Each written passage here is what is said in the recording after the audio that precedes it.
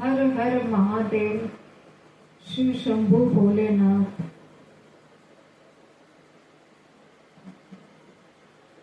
दक्ष को ब्रह्मा जी ने प्रसन्न होकर प्रजापति की पदवी प्रदान कर दी थी, जिससे दक्ष प्रजापति अत्यधिक अहंकारी हो गए थे। उनकी 16 पुत्रियां थीं, जिसमें सबसे छोटी थी सती महारानी। उन्होंने कठोर तप किया और भोले बाबा को वर रूप में प्राप्त किया। एक बार एक कोई सभा थी जहां सभी देवी देवता भगवान आदि विराजमान थे। भोले बाबा अपने ध्यान में बैठे थे। तो जैसे ही दक्ष प्रजापति का वहां प्रवेश होता है तो सभी प्रणाम करते हैं, उठकर खड़े हो जाते हैं। परंतु हमारे भोले बाबा अपने ध्यान में थे। दक्ष प्रजापति ने उनको काफी कुछ उल्टा सीधा कहा, पर भोले बाबा शांत रहे।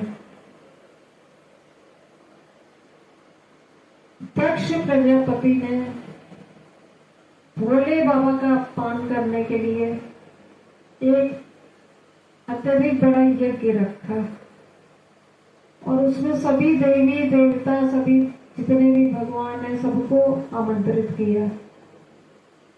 परंतु भोले बाबा को और सती को आमंत्रित नहीं किए।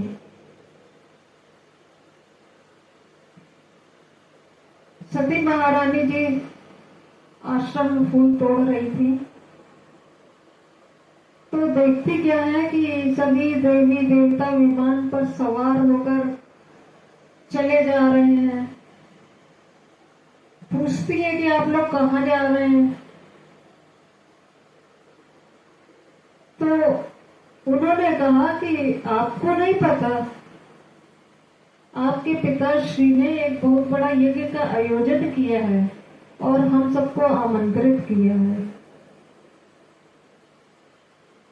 सती मैया भोले बाबा के पास जाती हैं और उनसे यज्ञ में चलने के लिए अनुरोध करती हैं।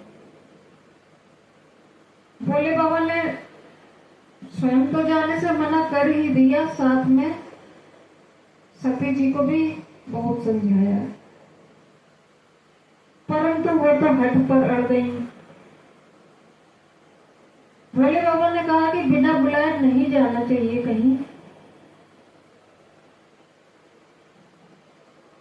तो सती मैया बोली कि पिता के घर बिना बुलाए भी जाया जाता है। भोले बाबा समझ गए कि अब ये नहीं मानेंगे और वो चली गई। जब वहां पहुंची तो सबका व्यवहार देखकर दंग रह गई। खाली उनकी मैया ने, क्योंकि माँ तो माँ होती है, थोड़ा दुलार किया। बाकी बहनें सब तिरस्कार कर रही थी उनका। सती मैया की समझ में कुछ भी नहीं आ रहा था। और जब यज्ञ में आहुति दी जाने लगी, सभी भगवान, सभी देवी देवता के नाम की, परंतु भोले बाबा के नाम की आहुति नहीं दी गई। अब सती जी को इतना ग्लानि हुई कि उन्होंने योगाग्नि में अपने को भस्म कर डाला। जब शंकर जी के पास ये खबर पहुंची तो उन्होंने क्रोध में आकर अपनी एक जटा उखाड़ी और जोर से पत्थर पर पटका। तो एक वीरभद्र नाम का दैत्य उत्पन्न हुआ और सभी गणों को लेकर दक्ष प्रजापति के घर पहुंचा। संपूर्ण यज्ञ को अस्त व्यस्त कर दिया और दक्ष प्रजापति का सिर धड़ से अलग कर दिया। फिर ब्रह्मा जी ने भोले बाबा को समझाया, सभी देवताओं ने विनती की, उनके क्रोध को शांत किया। तब भोले बाबा ने दक्ष प्रजापति को बकरे का सिर लगा दिया और सती जी के शरीर को क्रोध में लेकर चलने लगे।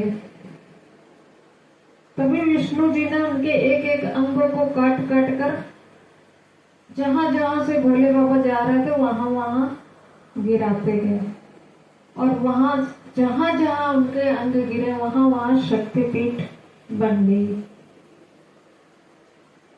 अब यही सती मैया अगले जन्म में हिमवान की पुत्री पार्वती होकर पैदा हुई और उन्होंने घोर तप करके फिर से भोले बाबा को पति रूप में पाया। हर हर